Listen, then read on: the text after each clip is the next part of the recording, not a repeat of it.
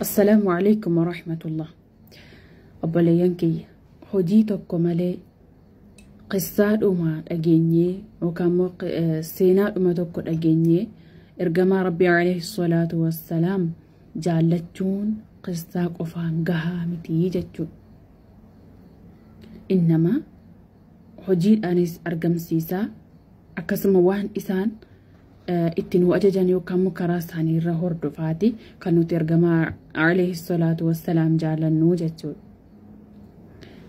Gocha isaaniif jecha isaanii akkamitti beekuu dandeessa, akkamitti hordofuu dandeessa yoo hin baratiin? Akkamitti beekuu dandeessa waan isaan jaallatan, waan isaan jibban?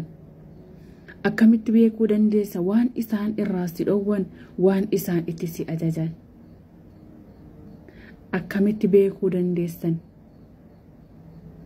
Akkamitti waan isaan si barsiisan jala deemuu dandeessa yoo hin baratiin? Kanaaf obboleeyyan kiyya barumsi dirqama jechuudha. Tokko mataa keenya irratti barachuun kan inni dirqama ta'eef kanaaf jechuudha. Nam tokko ergamaa Rabbi alayhi salaatu wassalaam nin jaalladha yoo kan jedhu taate قصات ما دغيفتي تيمي قفا ميتي جچو قفان غها ميتي جچو انما براتي وان اسان اتي اججن يوبي وان اسان ارادون يوبي وان اسان جالتن وان اسان جبن يوبي كجچو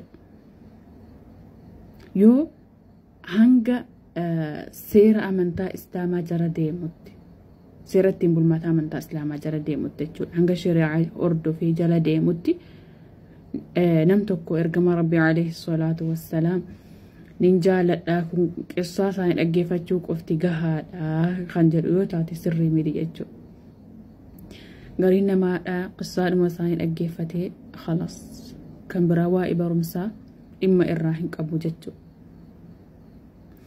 خلاف بليان كيا نمتكو يو باراتك أفكايني نجابه دندو آخرات